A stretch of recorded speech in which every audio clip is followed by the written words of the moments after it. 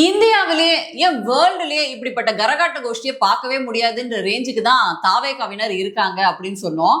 நேற்று இவங்க சட்டமன்றத்தை பேசினத நேரலையில பார்த்துட்டு மக்கள் எல்லாம் பூரிச்சு போயிருக்காங்க அப்படின்னு சொல்லலாம். இன்னொரு பக்கம் தாவேகா நாங்க தான் திமுகக்கு மாற்று அப்படின்னு சொல்லியிருந்தாங்க. ஆனா எந்த மாதிரி மாற்று அப்படின்னு நமக்கு சொல்லல. ஏன்னா திமுகவை அப்படியே ரீப்ளேஸ் பண்ற மாதிரி இவங்க நடந்துக்கிறாங்க அப்படின்றதான் குற்றச்சாட்டு.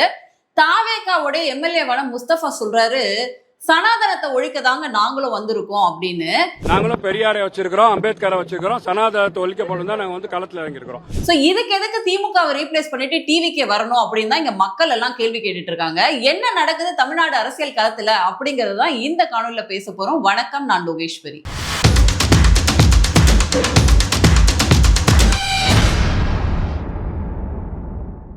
நேற்று நடந்த சட்டமன்ற அந்த நேரலைய மக்களாகிய நம்ம எல்லோருமே பார்த்திருப்போம். இப்படி ஒரு சட்டமன்றத்தை நம்ம பார்த்ததே இல்லையே அப்படிங்கிற ரேஞ்சுக்கு இருந்துச்சு. என்னன்னா வேர்ல்டுலயே இப்படி ஒரு முதலமைச்சரை நம்ம பார்த்திருக்கவே முடியாது. என்னன்னா சட்டமன்றத்துல எதிர்கட்சி தலைவரான உதயநிதி அவர்கள் பக்கமா ஒரு 15 நிமிஷத்துக்கு பேசி தள்ளியிருந்தாங்க.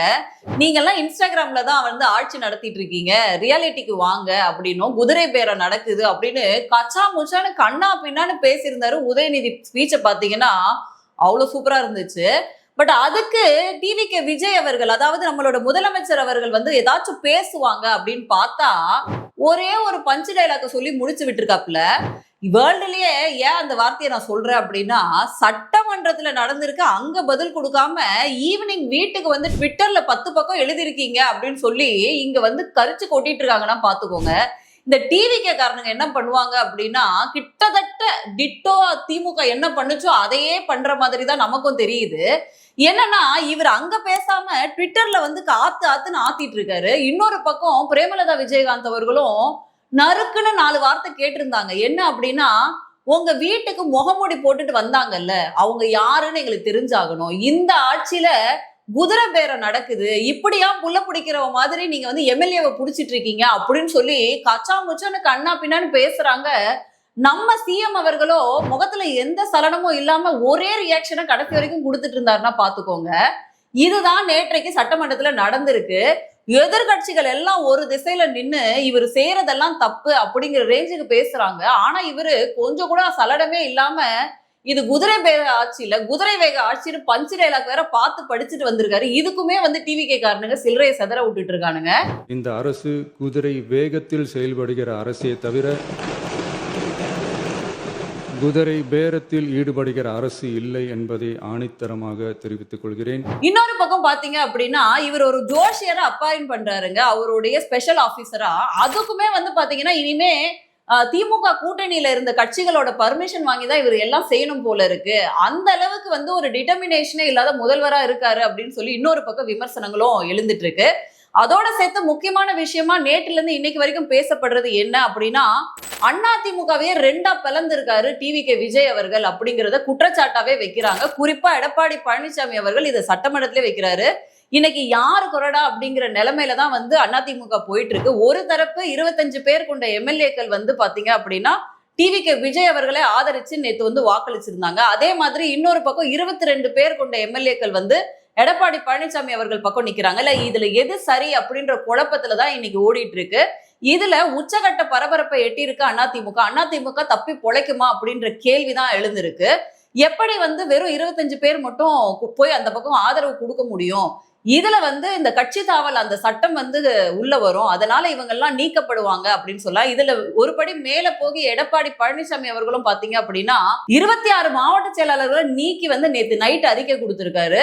இன்னொரு பக்கம் அதுல சில எம்எல்ஏக்களும் 12 எம்எல்ஏக்கள் அடக்கம் இவங்க என்ன சொல்றாங்க அப்படின்னா, எடப்பாடி பழனிசாமி அவர்கள் கிட்ட இருந்து அதிமுகவை காப்பாற்றணும். அதே மாதிரி பிரிஞ்சு போனவங்களாக இருக்கக்கூடிய சசிகலா, டிடிவி தினகரன் போன்றவர்களை சேர்த்துக்கணும் அப்படின்ற ஒரு கோரிக்கை வைக்கிறாங்க.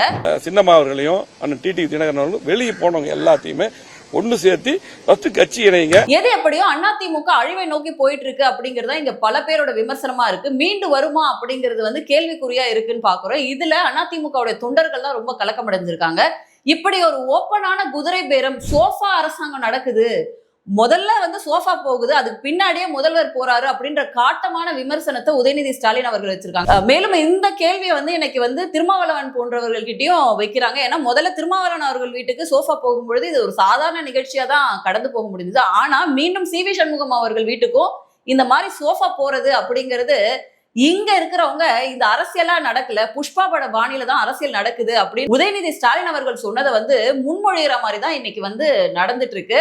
இந்த லட்சணத்துல தான் டிவிகே வந்து ஃப்ளோ டெஸ்ட்டை முடிச்சு 144 வந்து எங்களுக்கு ஆதரவு கொடுக்குறாங்க அப்படிங்கிற நிலையை வந்து எட்டியிருக்காங்க. இன்னொரு பக்கம் திமுகக்கு மாற்று நாங்க தான் அப்படின்னு சொல்லி தாவேகாவினர் வந்து பிரச்சாரம் பண்ணி ஆட்சிக்கும் வந்துட்டாங்க. ஆனா நேற்றைக்கு முன்தினம் உதயநிதி ஸ்டாலின் அவர்கள் ஒரு ஸ்டேட்மெண்ட் சொல்லியிருந்தாங்க. என்ன அப்படின்னா, சனாதன தர்மத்தை ஒழிச்சே ஆகணும் அப்படின்னு பேசியிருந்தாரு. மக்களை பிரிக்கும் சனாதனம் நிச்சயம் ஒழிக்கப்பட வேண்டும். சோ இதுக்கு வந்து பாத்தீங்கன்னா கடுமையான எதிர்ப்புகள் பாஜக தரப்புலயும் மற்ற தரப்புல இருந்தும் வந்துட்டு தான் இருந்துச்சு. ஆனா இந்த ஸ்டேட்மெண்ட்டுக்கு கொஞ்சமே மாறாத ஒரு ஸ்டேட்மெண்ட்டை தாவேகாவோட எம்எல்ஏ ஆன முஸ்தபா அவர்கள் சொல்றாங்க. நாங்களும் பெரியாரையும் அம்பேத்கரையும் வச்சிருக்கோம், அதனால நாங்களும் சனாதன தர்மத்தை ஒழிப்போம் அப்படின்னு. நாங்களும் பெரியாரை வச்சிருக்கிறோம், அம்பேத்கரை வச்சிருக்கிறோம், சனாதனத்தை ஒழிக்கப்படும் தான் நாங்க வந்து களத்துல இறங்கியிருக்கிறோம். அதுல பயங்கர அதிருப்தி அப்படிங்கிறது எழுந்திருக்கு. அப்ப நீங்க வந்து எல்லா மக்களுக்கும் சார்புடைய ஒரு அரசாக தான் இருக்கணும், ஒரு மதம் சார்ந்த அரசா நீங்க இருக்கக்கூடாது. குறிப்பா விஜய் அவர்கள் இவரும் சொல்றாரு இது சிறுபான்மையினருக்கான அரசு தான் அப்படின்னு. அதுக்கு மைனாரிட்டி அரசின் பேர் கிடையாது. அதே மாதிரி இங்க கிறிஸ்துவர்களுக்கான அரசு தான் நடக்கும், இஸ்லாமியர்களுக்கான அரசு தான் நடக்கும் அப்படிங்கிற மாதிரி தான் சொல்றாரு அப்படின்னு ஒரு தரப்பு பேசுறாங்க.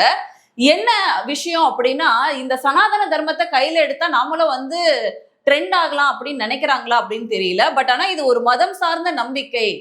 நம்மளோட சட்டமே என்ன சொல்லுது அப்படின்னா, இந்த மதம் சார்ந்த நம்பிக்கைகள் கூட பேசக்கூடாது அப்படின்னு சொல்லுது. ஆனா என்ன திமுக செஞ்சதோ அதுக்கு கொஞ்சம் கூட வந்து சலிக்காம தாவேகா செய்யறாங்க அப்படிங்கறதான் பாக்குறோம். ஏன்னா ஒரு பக்கம் இங்க சபாநாயகராக அமர்த்தப்பட்டிருக்க ஜேசிடி பிரபாகர் அவர்கள் அங்க சட்டமன்றத்துக்குள்ளேயே வந்து பாத்தீங்கன்னா பைபிளோட வசனத்தை வாசிக்கிறாரு. நீங்க அப்ப பைபிளோட வசனத்தை வாசிக்கிறீங்களா, இன்னொரு பக்கம் கீதையில இருக்கிறதும் பேசுங்க, குரான்ல இருக்கிறதும் பேசுங்க அப்படிங்கறதா இங்க பல பேரோட குரலா இருக்கு. இன்னொரு பக்கம் பாத்தீங்கன்னா முஸ்தபா போன்றவர்கள் என்ன சொல்றாங்கன்னா, நாங்களும் சனாதன தர்மத்தை ஒழிப்போம் அப்படின்னு பேசுறாரு. சனாதன தர்மம் அப்படிங்கிறது இந்துக்களின் நம்பிக்கையாக பார்க்கப்படுற விஷயம். அதே மாதிரி இந்த சனாதனத்தை ஒழிக்கிறேன் அப்படின்னு சொல்லி முகலாயர் காலங்கள்ல இருந்து அதுக்கப்புறம் வந்து பாத்தீங்கன்னா காலனி ஆதிக்கம்னு ஒரு விஷயம் நடந்துச்சு. இவங்களால யாராலையுமே இந்து தர்மத்தை ஒழிக்கவே முடியல அப்படின்னு தான் சொல்லணும். இந்து தர்மம் அப்படின்ற வார்த்தை தான் சனாதனம் அப்படின்ற போர்வையில இவங்க எல்லாம் யூஸ் பண்றாங்க அப்படிங்கிறது தான் இங்க இருக்கக்கூடிய பல பேருடைய குற்றச்சாட்டா இருக்கு.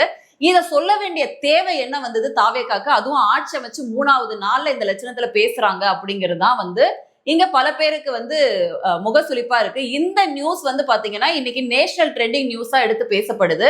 சோ சனாதனத்தை ஒழிப்பேன் அப்படின்னு உதயநிதி சொன்னதும், இந்த பக்கம் டிவிகேவுடைய முஸ்தபா அவர்கள் சொன்னதும் வந்து பாத்தீங்கன்னா இங்க பெரும் பேசும் பொருளாக இருக்கு. மக்கள் இதுக்கு என்ன ரியாக்ட் பண்றாங்க அப்படின்னு பொறுத்திருந்து பார்க்கணும். சோ இன்னொரு பக்கம் மக்கள் எல்லாம் வெறும் முட்டாள்கள் தான், நம்ம என்ன வேணா ஸ்கிரீன் பிளே எழுதி ஸ்டோரி எழுதி போட்டா மக்கள் எல்லாம் நம்பிடுவாங்க அப்படின்னு சொல்லிட்டு தாவேகா தரப்பு நம்புது அப்படின்னு சொல்லி இங்க பகிரங்கமான குற்றச்சாட்டு வருது. இதை நேஷனல் மீடியா எடுத்து பேசுறாங்க.